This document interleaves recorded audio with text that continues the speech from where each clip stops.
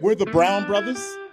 We've been in Sacramento probably the last 40 plus years. We moved to Sacramento in the 70s, the late 70s. Our father owned a barbershop called Master Barbershop over on Stockton Boulevard.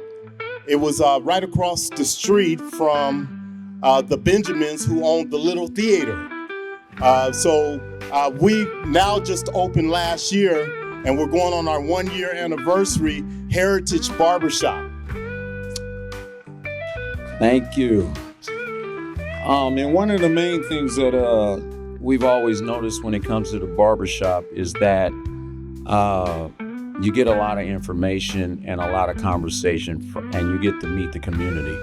And one thing that we wanted to make sure with this new shop of opening is that we became a part of the community and letting the community know that it's a safe space. My first experience with trauma, my dad had a barbershop in Marin City from the late 1940s all the way up to the 1980s. And I had to be maybe about 5 or 6 years old. And I was playing outside. My dad was inside the shop. I knew everybody in the community, so I was safe. You know, we weren't worried about those type of things back then. And I was playing, a car pulled up, a guy, he got out the car. I remember the car vividly. It was a red and white, I want to say 57, 58 Chevy. He walked into the shop. He probably was in there, and I'm guessing, probably about 10, 15 minutes. As he came out of the shop, he sat in his car, and he sat behind the wheel, and he didn't see me because I was playing with the Tonka toy.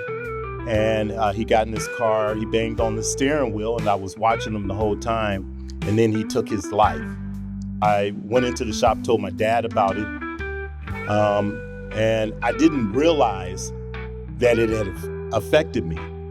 And it wasn't until I got into education and I started to tell the story, and also having the conversation with my dad, that he realized that the guy came into the shop and they was listening to the baseball game, and he found out the guy came into the shop to talk to him because he looked at him as being somewhere that he can come and release any type of stress or anxiety that he had. It's funny how the circles all the way back around, that today I'm a barber and I'm able to share and be there for people, are 54 plus years later, and I'm able to have that same type of conversations with people, but I'm able to give them resources and to help save lives.